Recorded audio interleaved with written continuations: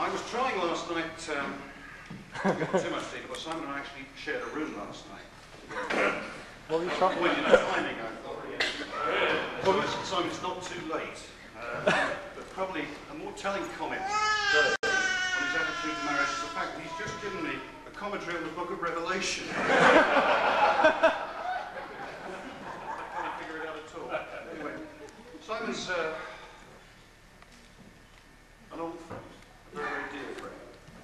Not as old as me, but as pointed out, that was rubbed in last weekend by the good fellows over there. But as happy an occasion as today is and should be, I'm afraid I'll have to introduce a note of sadness at this point. I think it's inevitable because of absent friends. In fact, one absent friend in particular. Sadly, he couldn't be here today. He was a friend who provided all of us, certainly I know our friends from Edinburgh would agree with this, provided us with hours of entertainment and humour.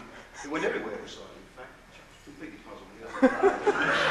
And in fact, as a best man, I'm but a poor substitute for this inseparable colleague of Simon's. I refer, of course, to his moustache.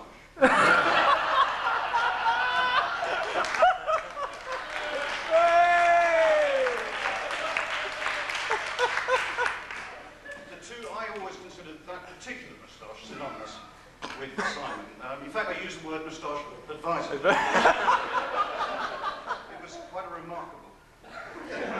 But following years of abuse, the poor little moustache finally decided one night to crawl off its mouth in the hope of finding a better future with a better sponsor than Simon. It's truly missed by us all, though, those who know Simon very, very well. In fact, whenever his hands were free, cavity, he would lovingly groom, stroke, pull, indeed comb. He had a special comb.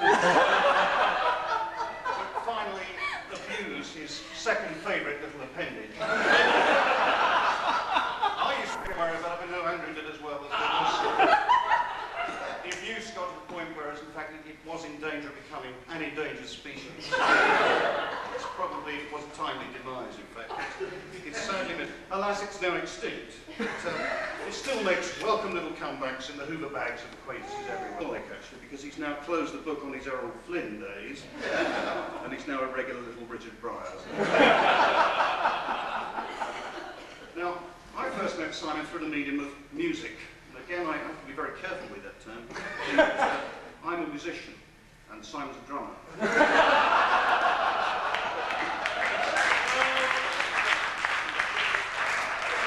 fact, it's quite extraordinary that Simon should ever have been a drummer, given his incredible sense of timing. He's actually been known to, there's lots of variations on that. He's actually been known to turn up to gigs a week late. And in fact, another aspect, another manifestation of that timing is the fact that he met Judy 9 years ago. I just hope we can get our things right in terms. But to be fair, Simon's no mean drummer. Because the mean drummers I met are normally pretty good. His drum solos are exactly that. To listen to. But what I can say, I suppose, if he goes through his skins as a husband at the rate he did as a drummer, then we're assured of quite a fruitful union.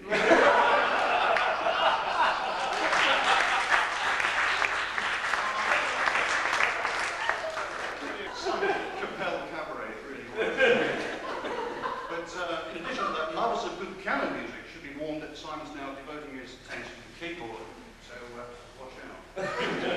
However, such cultural leaders always helped, and they've helped particularly today in the selection of music, showing up my influence, for example, English composers.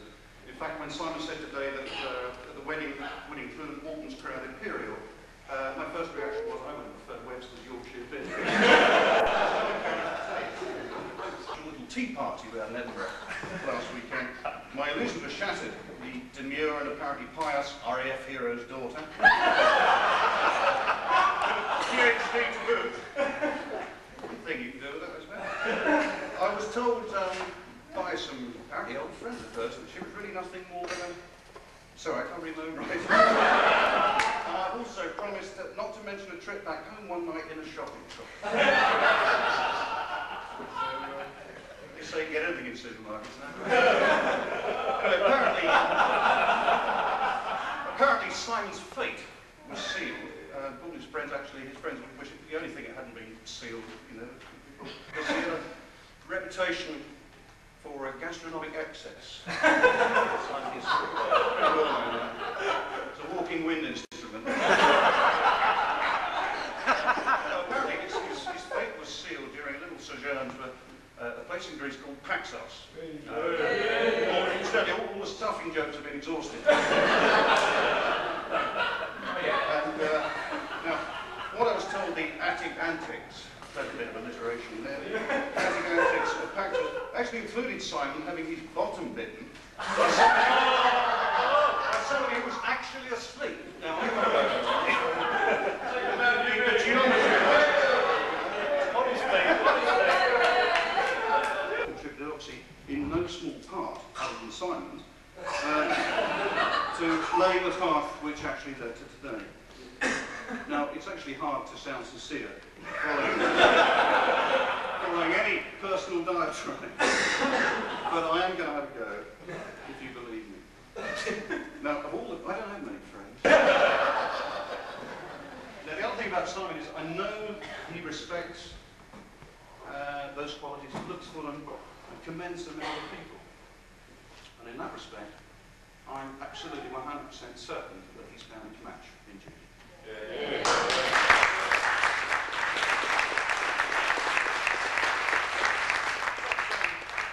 One or two of the customary cards to go through.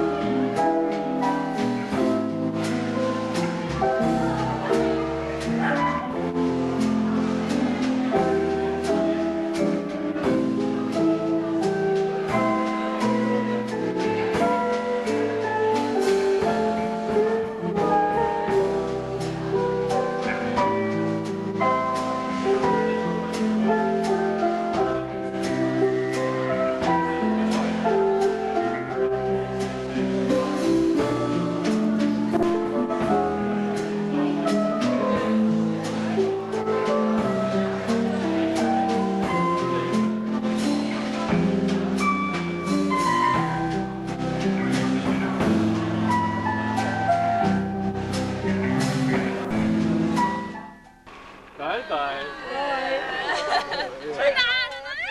Thank you. Lovely. Bye.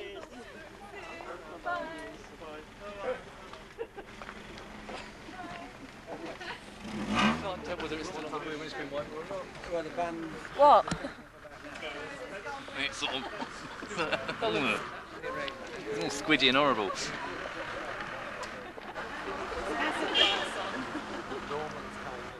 Let's turn the loft out. Yes, okay.